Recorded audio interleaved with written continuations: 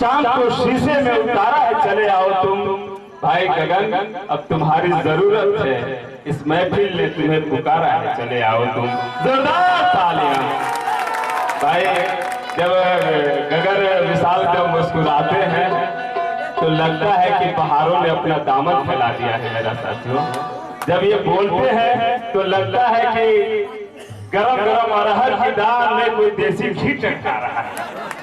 और जब गुस्से में किसी से बात करते हैं तो लगता है कि कोई महिला थानेदार क्रोध भीड़ पे लाठीचार्ज करवा रही है। तो एक बार जोर से इनके सम्मान में जोरदार तालियां बजाएं। और इनके बारे में अभी हम तमाम बात कही करेंगे, लेकिन इनके तमाम खूबसूरत गीत इनके खूबसूरती के साथ सुने। भाई विशाल जी जोरदार तालियों के साथ, भरपूर तालियां और पीछे से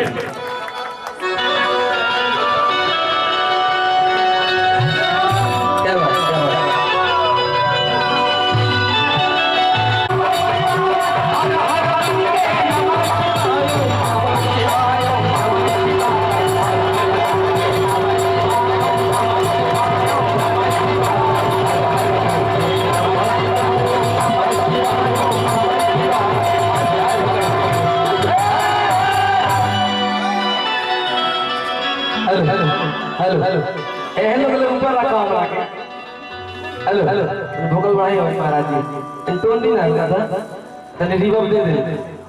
हेलो हेलो बड़ा खुशी होला बलवा गांव के लोग हमरा के अपना चाहे नहीं। कितना बार कार्यक्रम भइल भाई जा खुद याद लेके कोई भइल बा 17 साल हो गए 17 वाली भइल बा। वाह वाह वाह लेजर लाइट लाइट मारो लाइट ना है भाई।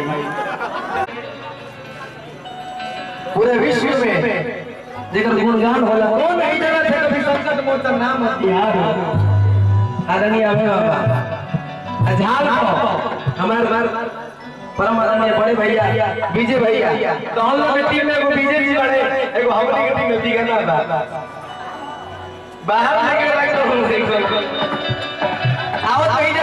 अभी चंडीगढ़ हमने का कार्यक्रम है, चंडीगढ़ कार्यक्रम है 2-3 लाख भीड़ लागल है, 1.5 लाख भीड़ लागल है। जब हमने प्रोग्राम करके जब ट्रेन में बैठी जा ट्रेन में बैठने तब सुतल रहे लइका बिगाना सुतल रहे आ उठते कहत नाश्ता कर देला। अब बताओ अभी उठा तो नाश्ता कर देला।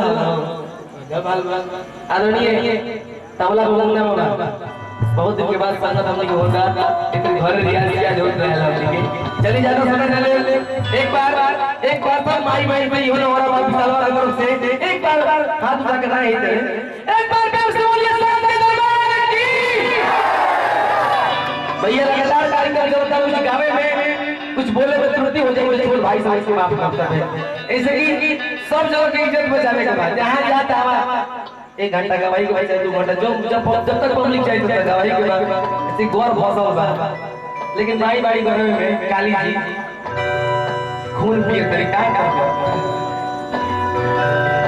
जैसा ही यही हो तो नहीं आ रहे मिथिलेश भाई हमारा सुंदरदेव पाउडर कौन सी घर हम कोनो पाउडर क्रीम का लगा ले भैया